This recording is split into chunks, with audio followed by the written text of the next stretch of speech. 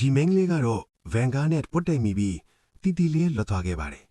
ဒါပေမဲ့ရုတ်တရက်ဆိုလိုပဲကားမောင်းသမားကကားကိုရက်လိုက်ပြီးတော့သူမကိုအတင်းအဓမ္မဆွဲခေါ်သွားပါတော့လေအဲ့ဒီလူငယ်တွေဟာသူတို့ကိုခဏခဏပြန်ခုခံနေလေတခြားမင်းကလေးတယောက်ကိုလည်းအရင်ကတည်းကပြန်ပြီးဆွဲထားတာပါအခုတော့အဲ့ဒီထဲကတယောက်ကသူမရဲ့စပင်ကိုစောင့်ဆွဲပြီးငါတို့ကဘသူတွေလဲဆိုတာမင်းမသိသေးဘူးထင်လဲလို့ပြောလိုက်ပါတယ်အဲ့ဒီကောင်တွေကသူမကိုမဖွယ်မရလူဖို့ကြိုးစားခဲ့ပြီးမြဲသူမကတော့နောက်ဆုတ်ဖို့ပြက်သားသားပဲပြောလိုက်ပါတယ်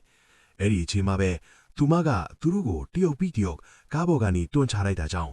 ကားဟာဟန်ကျက်ပြတ်သွားနေတစ်ပင်တပင်ကိုဝင်တိုက်မိသွားခဲ့ပါတယ်အဲ့ဒီမှာတဲ့အားလုံးလည်းဒဏ်ရာရသွားကြတာပေါ့မင်းကလေးနှစ်ယောက်လုံးလွတ်မြောက်သွားခဲ့ပြီးဒုတိယမင်းကလေးကအတူတူလိုက်ခဲ့ဖို့ခေါ်ပေမဲ့သူမကတော့ဘာမှပြန်မပြောခဲ့ပါဘူးအဲ့ဒီနောက်မှာတော့သူမကလက်ကူဆွဲခေါ်ပြီးသူမရဲ့အင်ကိုပဲခေါ်သွားခဲ့တာပါဒီလိုစကားမျိုးတွေထပ်ကြည့်ခြင်း follow and share လုပ်ထားပါ